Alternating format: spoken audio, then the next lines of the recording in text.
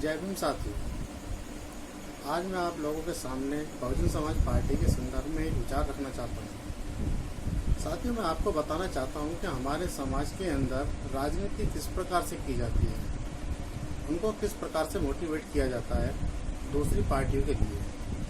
साथियों, आप लोगों ने कई दफ़ा देखा होगा कि हम लोग एक डॉक्टर बाबा साहब अम्बेडकर की जयंती बनाते हैं, जिसके लिए एक बहुत बड़ा सा मंच सजाया जाता है, जिसके ऊपर बाबा साहब की प्रतिमा लगाकर फूल मालाओं से उसका अर्पित किया जाता है और उनके जन्मदिन को बड़ा हर्षोल्लास के साथ मनाया जाता है।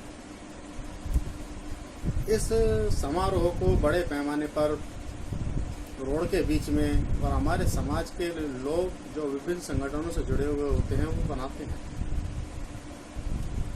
उस समारोह के अंदर आपने ध्यान दिया होगा कि दूसरी पार्टियों के नेता, जो निगम पार्षद, एमएलए और ब्लॉक अध्यक्ष, महासचिव, इन पार्टियों से जुड़े हुए व्यक्ति होते हैं, जो उस प्रोग्राम के अंदर आते हैं और अपनी अपनी बात रखते हैं, अपने विचार रखते हैं, बाबा साहब को फूल मालाएं अर्पित करते हैं और हमारे समाज के सामने अपने विचार प्रस्तुत करके नेतागिरी करके चले जाते हैं। और साथ ही आप लोगों ने ध्यान दिया होगा कि इसी मंच के ऊपर जब कभी आप एक अनाउंसमेंट करके देखिए कि अब हमारे बीच में बहुजन समाज पार्टी के किसी भी छोटे नेता से लेकर बड़े नेता तक किसी को भी बुलाकर इनवाइट कर अपने विचार रखने के लिए वहाँ पर अपनी बात रखी है, तो फिर देखिए वहाँ पर किस प्रकार से राजनीति शुरू हो जाती है। वो लोग तुरंत हल्ला मचाना शुरू करते थे, नहीं भाई नहीं, ये सामाजिक मंच है, यहाँ पर नेतागिरी की बातें नहीं होंगी, यहाँ पर किसी पार्टी विशेष के व्यक्ति नहीं बुलाए जाएंगे।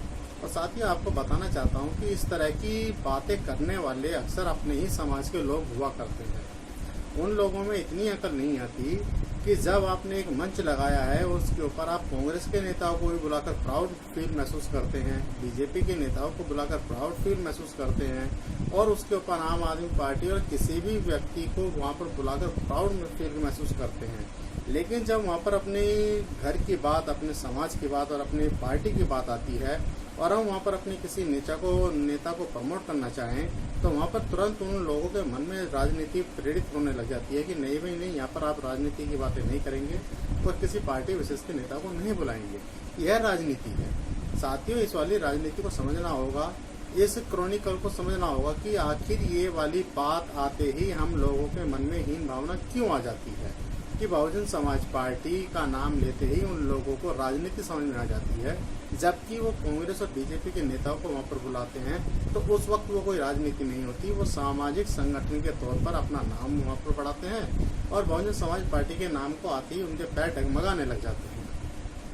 साथियों, मैं आपको बताना चाहता हूँ एक छोटी सी बात कि जब हमारे समाज के अंदर आज इतनी ताकत आ चुकी है कि आपको याद होगा कि पीछे 2 अप्रैल के टाइम जब भारत बंद हुआ था, सब सुप्रीम कोर्ट ने एक आदेश पारित किया था कि SC/ST एक्ट के अंदर अब किसी को सीधा गिरफ्तार नहीं किया जा सकता, उनकी पहले इंक्वायरी होगी, उसके बाद उनको गिरफ्तार किया जाएगा। इस वाले मुद्दे को लेकर आपको याद होगा कि किस प्रकार से हमारे SC/ST समाज के अंदर भारी आक्रोश पैदा हो गया था और ये आक्रोश इतना जबरदस्त पैदा हुआ था कि उन्होंने पूरे रोड को बंद कर दिया। क्या उसका असर पूरे भारत में हुआ, भारत तौर पर उसको भारत बंद का रूप दिया गया और जो फिर सफल हुआ, यह इतना सफल हुआ कि इसके दौरान सरकार को झुकना पड़ा, उनको एक अध्यादेश लाके सुप्रीम कोर्ट के फैसले को चेंज करना पड़ा। साथियों, ये आपको बताना चाहता हूँ कि जब हमारे समाज के अंदर इतनी पावर है कि वो एक फैसले के खिलाफ सरकार को झुका सकते हैं, सुप्रीम कोर्ट के फैसले को बदल सकते हैं, सरकार को बैक फुट पर लाकर 1-2 हफ्ते के ही अंदर अध्यादेश लाकर उस फैसले को यथास्थिति पे कायम कराया जा सकता है। तो साथ ही जो हमारे समाज के अंदर इतनी ताकत है कि वो एक सरकार को झुका सकते हैं, तो यह ताकत क्यों नहीं आ जाती कि वो अपनी सरकार को बना भी सके। साथ ही इस वाली बात को समझना होगा। आपने देखा होगा कि हमारे समाज के बहुत सारे संगठन, डॉक्टर भीमराव अंबेडकर सेवा समिति, दलित उत्थान समिति और इस तरह से ना जाने कितने संगठन हमारे समाज के तौर पर बने हुए हैं।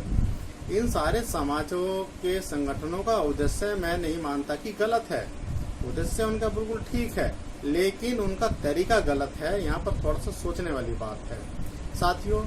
ये लोग विभिन्न प्रकार के संगठन बनाकर अपनी ताकत को मजबूत करना चाहते हैं, अपनी पर्सनल ताकत को मजबूत करना चाहते हैं।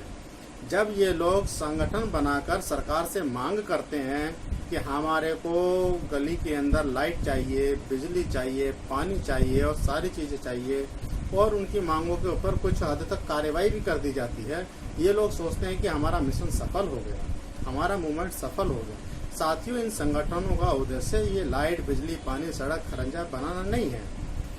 इनका उद्देश्य होना चाहिए कि हमें अपने समाज को किस प्रकार से मजबूत किया जाए, किस प्रकार से सशक्त किया जाए राजनीतिक तौर पर। क्योंकि बाबा साहब ने कहा था कि राजनीतिक सत्ता ही राजनीति की जो चाबी है वही एक ऐसी चाबी है जिससे आप हर प्रकार के ताले, हर प्रकार के समस्याओं के तालों को खोल सकते हैं। राजनीति के ही द्वारा आप नीति निर्माता बन सकते हैं। संगठन बनाकर और नाली, सड़क, खरंजे की समस्याओं को लेकर आप नीति निर्माता नहीं बन सकते। आप इनसे सिर्फ अपनी समस्याओं का हल तो कर सकते हैं स्थायी तौर पर, लेकिन स्थायी तौर पर आपको अपना परमानेंट समस्याओं का हल करने के लिए इस देश का राजा बनना होगा, इस देश का हुक्मरान बनना होगा। तो मैं आपका ध्यान दोबारा से बताना चाहता हूँ कि ये जो छोटे छोटे संगठन हुआ करते हैं, इनको आप इस तरीके से लेकर चलिए जैसे कि एक, सपोज कीजिए कि एक रथ है जिसके ऊपर बाबा साहब की प्रतिमा स्थापित है। उस प्रतिमा की स्थापित रथ को ये सारे संगठन लोग खींच रहे हैं आगे बढ़ाने के लिए, उस मूवमेंट को आगे बढ़ाने के लिए। ये उनके घोड़े हैं, ये उसको खींच रहे हैं। अब खींचने के लिए इनका रूप तो ठीक है, अपनी ताकतें पूरी तरीके से लगा रहे हैं और इनका उद्देश्य भी ठीक है कि ये बाबा साहब के रथ को खींचना चाहते हैं। लेकिन यहाँ पर एक गलती क्या करते हैं कि ये इस रथ के चारों तरफ घोड़े बनकर लगे हुए हैं, जिससे कि ये घोड़े अपनी अपनी दिशा में खींचते हैं और सब अपनी अपनी ताकत तो पूरी लगा रहे हैं, लेकिन वो ताकत व्यर्थ जा रही है क्योंकि उन सबकी दिशा एक नहीं है। उन सबकी ताकत तो पूरी लग रही है लेकिन दिशा उनकी एक नहीं है, इसलिए वो रथ वहीं के वहीं लगा हुआ है और इनकी ताकत भी व्यर्थ जा रही है। दूसरी तरफ मैं आपको बताना चाहता हूँ कि एक ऐसे रथ की परिकल्पना कीजिए जिसके ऊपर मनुवाद बैठा हुआ है, और इस मनुवाद के अंदर जो घोड़े जुटे हुए हैं वो विश्व हिंदू परिषद, शिवसेना, बजरंग दल, शक्ति वाहिनी, दुर्गा वाहिनी और इतने ना जाने कितने हिंदू संगठन उसके अंदर रथ के तौर पर जुटे हुए हैं। वो सब भी अपनी पूरी ताकत लगाते हैं, लेकिन साथियों ध्यान दीजिए, उन सब का उद्देश्य एक होता है, एक दिशा में वो सारे के सारे घोड़े दौड़ रहे हैं। और वो जब सारे घोड़े एक दिशा में दौड़ते हैं तो उनके मनुवाद का जो रथ है वो 5000 साल से आज तक सही दिशा में चलता आ रहा है। वो सही दिशा क्या है? वो सही दिशा है इनकी राजनीतिक पावर को कायम रखना। ये लोग किसी भी सूरत में अपनी राजनीतिक पावर को कम होने देना नहीं चाहते, चाहे इसके लिए इनको एक की जगह 50 संगठन बनाने पड़ जाएं, 50 दल बनाने पड़ जाएं, 100 नेता खड़े करने पड़ जाएं, लेकिन कायम इनका मनुवाद ही रहना चाहिए। ये इनका उद्देश्य है, ये इनकी दिशा है, और इस दिशा को कायम रखने के लिए इनके सारे घोड़े उस मनुवाद के रथ को एक दिशा में खींचते हैं, जिसकी वजह से ये लोग कायम रहते हैं। और यही कारण है कि पार्टी चाहे कोई भी जीत कर आए, नेता चाहे कोई भी जीत कर आए, लेकिन इनका जो मनुवाद का उद्देश्य है, जो इनकी बेसिक जो है इनका, वो हमेशा कायम रहता है साथियों। और हम लोग यहाँ पर मात खा जाते हैं।